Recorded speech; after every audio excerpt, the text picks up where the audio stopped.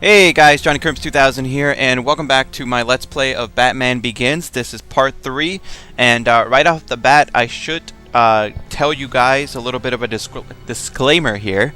We're going to be choosing file B, so Batman B. If you guys, I think I might have mentioned it before, Batman A is my completed game file. Batman B is sort of like just a trial run, and then Batman C is the one that I've been using for my Let's Play. And it's the one that I've been using so far for the first two parts. But today I'm going to be doing Batman File B because, let's go ahead and get into it. I've had to re-record myself playing this game a second time because for some reason I recorded two parts. I recorded Part 3 and Part 4. Part 4 came out fine. It's about 15 minutes or so. Part 3 originally it was supposed to be 25 minutes long, and when I went back to look at the file, the video file, it was only about 5 minutes, so it only recorded 5 minutes worth of footage. So obviously it didn't record properly, and I have to record this. This is the second time I'm recording this. But anyway, a funny thing that happens here, if you guys look down there at the bottom left, there's this guy here peeing in this corner, and I know you guys can't hear it very well, but he's actually making grunting noises, which is kind of funny. So we just have to wait for him to get out, to leave, if you will, and we are just going to glide, and we're just going to grab onto this chain here.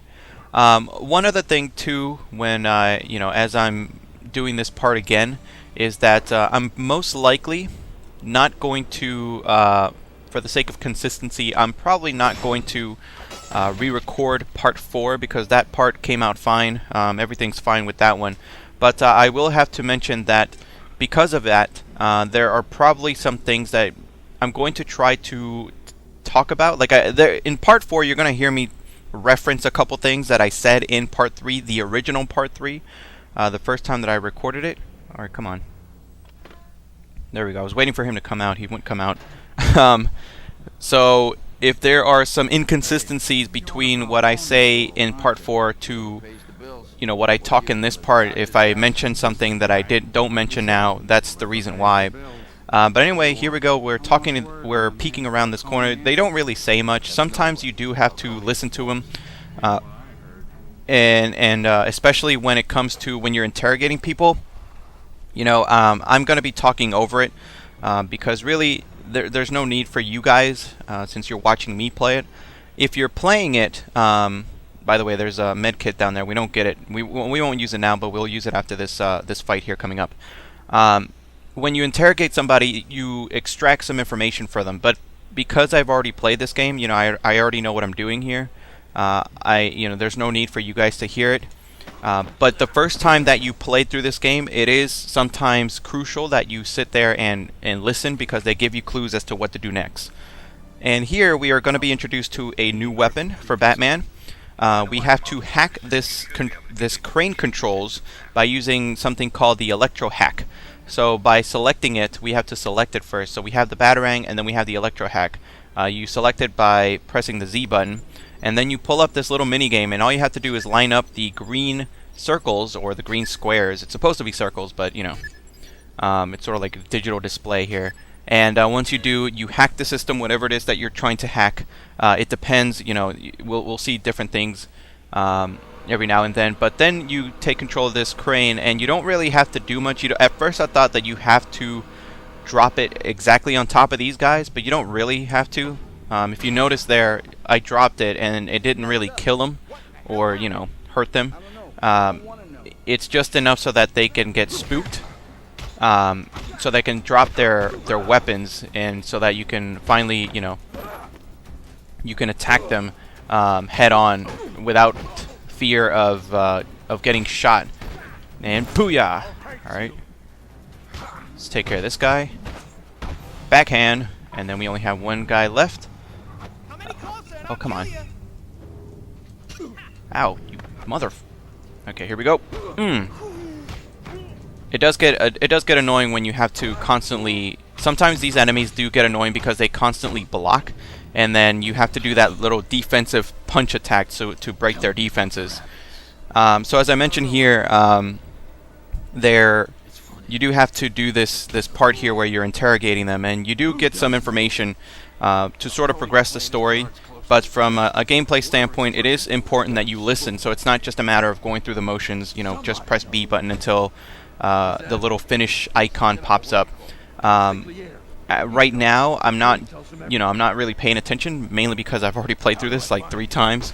The first time when my HD PVR messed up, so I already know what to do. But and there's one coming up in a little bit where you actually do have to pay attention, or you have to pay attention every now and then to sort of progress the storyline. You do get some information every now and then. There was one in the previous part where we actually got a code that we needed to sort of remember in order to keep progressing. So these little interrogation parts, while they're not all that interesting to watch, you know, I know that for you guys to watch them, it's not the most interesting thing in the world, because you're basically just seeing Batman just jack somebody up and you know, interrogate them and stuff like that. But from a gameplay standpoint, they do have a purpose. So here we're just gonna crawl through this small space, get to the other side, exit, and then here we have these goons here. Sorry, what do you mean? That right there, if you guys see them. I'm not going to go any further because there's a chance that they might see me. But right now, I know that you guys aren't able to hear him. But one of the guys says that he is afraid of close spaces, which will sort of tie into the gameplay in a little bit. So all we have to do is wait for that other guy to leave. Obviously, we can't really do anything right now because the guy has a gun, and you know, we're Batman. We can't really do much against a gun, so we have to wait for him to leave. But now he's by himself, and now we get to interrogate him. Now this guy, as you guys will see there, the finish icon pops up immediately. That is because if we try to interrogate him, he doesn't do anything. We can interrogate him all we want, and he doesn't really, he won't tell us anything. You're wasting your time. As he just said, we're wasting our time. So we're just going to finish him right away. And we actually put him inside this crate because if you listen to what he was talking to when you were sneaking around him, he mentioned how he's sort of claustrophobic. So that's pretty cool. You know, it ties into, you know, his little character there. We don't really get to see him anymore, but, you know, it's something.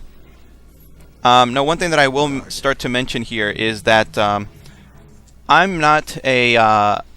I always consider myself to be more of a Marvel fan. You know, I'm more aware of Marvel. I'm more knowledgeable about Marvel, and if you have seen my YouTube channel for some time, you guys will also realize that I've done more things with dealing with Marvel than I have with DC. In fact, this is my first ever Let's Play featuring a DC character, you know, Batman. I have done other DC-based games through some of my live streams and things like that. Like I've done Superman's Returns and things like that. But I like how the guy just disappeared there. Exactly. But this is my first one, so I'm not entirely knowledgeable about the DC universe the same way that I am with the Marvel universe. But I am trying. Ooh, that was close. If we take a sneak peek here. Actually, let's exit. And here we go. There we go. We can see him better. Hey, buddy. You talking to me? There we go. We see somebody here. I'm just going to leave it there so I can sort of get my words out. So I'm definitely more knowledgeable about Marvel, but I do try to sort of, I do still like the DC superheroes, just not as much. I'm not as knowledgeable with them. One of the things that I've tried to do recently is I've tried to, every now and then I check out some graphic novels, some Marvel or DC graphic novels to sort of try to keep up with the comics. I don't have a subscription to the comics. I don't read actual comics, but I follow my favorite superheroes via the graphic novels, like, the ones that collect certain number of issues. By the way, this is really cool. I know this is really minor, but I love this effect right here. These little drapes here. Ooh, I don't know why. I always like that. I like the physics of them. So like here, like if you keep going back and forth, like it looks realistic. Like how actual plastic drapes or whatever those things are called would move and stuff. Like, I don't know. I know it's incredibly minor, but I've always really liked it. And we just went through the chain there. So anyway, I try to, I try to keep up with my... Okay, there we go. I was scared that I was going to fall down there. That's how I keep up with the storylines and things like that of different characters, and DC is no different. I recently checked out the graphic novel that collects all of the issues for the Crisis on Infinite Earths storyline, which is one of the biggest storylines in the history of DC. It's pretty much revolutionized the story and the characters, and it pretty much restarted the entire DC universe. So I figure that's a good way to sort of read one of the biggest storylines in the history of DC. If you guys go over here, we're on the ship. We can't really do much because if we go here, if you open it up, you'll die. There are these goons here. They all have guns. If you accidentally open the door, you will die. So we can't go through there. So we have to go around. And you know, I'm reading this Crisis on Infinite Earths. I've gotten about halfway through, but my God, is it from the standpoint of somebody who didn't really get into comic books or DC Comics. You know, I'm not the biggest DC comic guy, as I mentioned. I don't know many of the characters. It's I wouldn't say it's unbearable, because it is, you know, it's a good enough storyline, but it's very confusing because there are a lot of characters that I do not know very well, and it's very difficult. But I still want to, you know, I still want to read it, because I know it's important, and I think it's a good way to sort of introduce myself to a lot of the different characters. So far, though, the first half of the graphic novel was just incredibly, how should I put it, confusing, because there's so many things going on. For those of you who don't know, the Crisis on Infinite Earths storyline essentially takes place, explains what happens when all the different universes and all the different continuities of the DC universe come together to form one cohesive universe. And it's a great storyline in theory, but in execution it's a little bit messy. It obviously had a huge repercussions for the DC universe, because it, you know, obviously a lot of the storylines had to change. A lot of the storylines, you know, had to change because some characters were no longer existed and things like that. So this is a good book to sort of pick up on. But my God, it's confusing. The problem with it is that, for starters, like I said, I'm not really familiar with too much of the DC universe. Oh God, motherfucker! With the DC characters. So you know, there's some characters that are very prominent in this story that I just don't know much about. I can't really say of any in particular, but there are some that, you know, I'm looking at this and I'm just like, who are you? I don't know your name. You know, you're not part of the Justice League. You're some guy from, I don't know, some other dimension, some other storyline that I don't know. It's sort of like the equivalent of, you know, by the way, we're getting smoke grenades here. It would be the equivalent of trying to introduce somebody to the Marvel Universe by first telling them to read the, I don't know, the storyline of House of M, you know? Like, for those of you who've read that, it'd be the same thing. I'm afraid grenades and other fear devices are only theatrics, Master Bruce. And that's sort of what I sort of got myself into, unfortunately.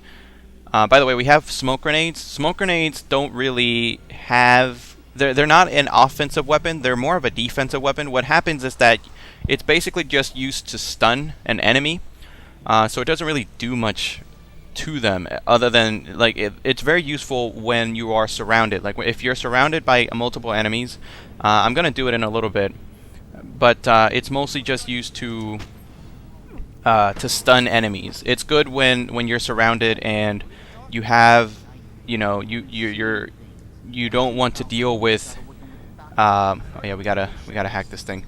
It's good if you don't want to deal with having like 4 or 5 goons on top of you at the same time, and you need to sort of get some distance between you, so you focus on one goon at a time. Then it's good, but it doesn't actually harm the enemies. At least I don't think. You have 2 different versions of it. You have the smoke grenade, and then you have the stun grenade. I don't particularly know the difference between them. I use them every now and then. I don't use them all that much. I think I use them more towards the end of the game when the enemies start to get a little bit, harder, a little bit more difficult. They take a little bit more, or they're a little bit more aggressive. But other than that, they're more of a defensive maneuver. And like I said, I'm gonna use them in a minute. Oh god, oh god, oh god! I am royally screwed. Okay, okay, okay, okay. Okay, so this is where we're gonna use.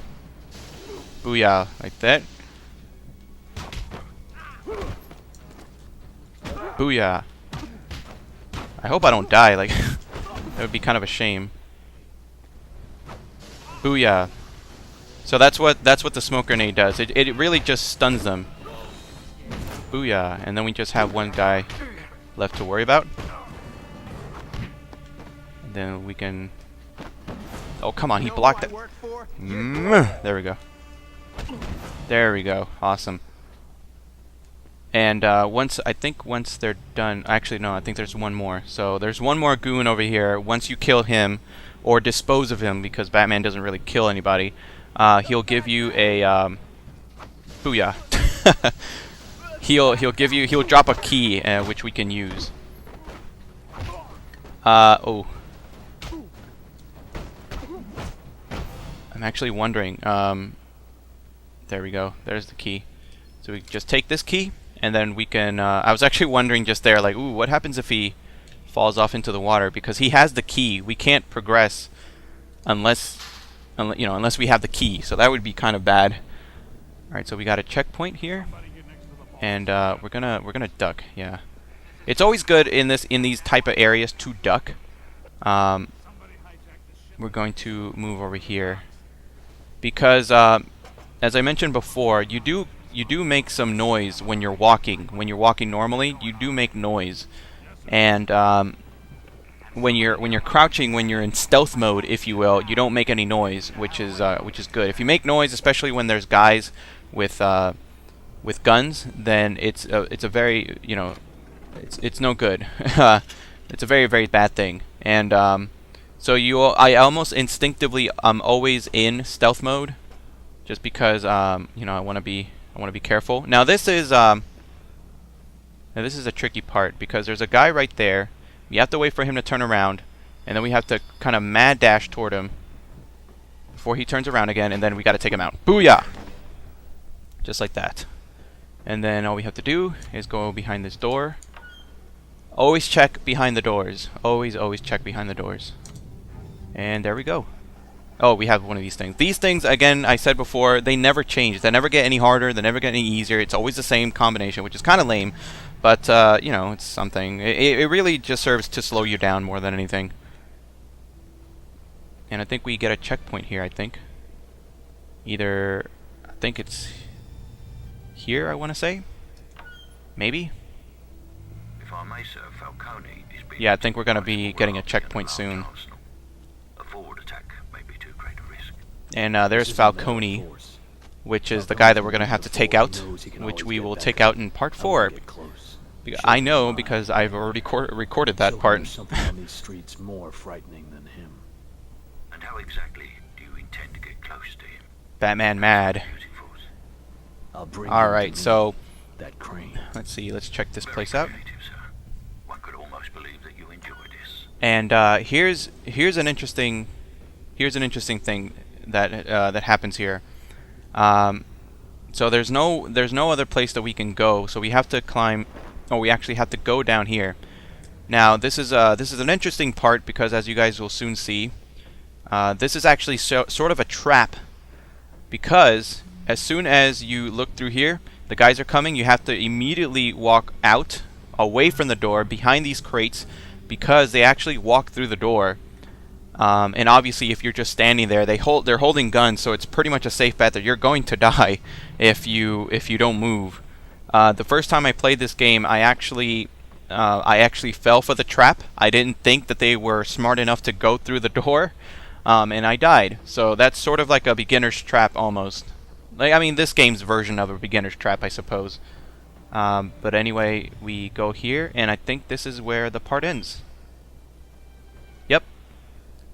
Alright guys, so that's it. This is a nice sort of middle part. We're just going to wait for this thing to load, and when it's done loading, I'll say my goodbyes. But anyway, thank you guys for watching. This has been part 3 of Let's Play Batman Begins, and part 4 is already ready. Again, I had to re-record this part, but everything should be done very well now. So anyway guys, that's it for me. I will see you guys in part 4 of Let's Play Batman Begins. Alright, peace out.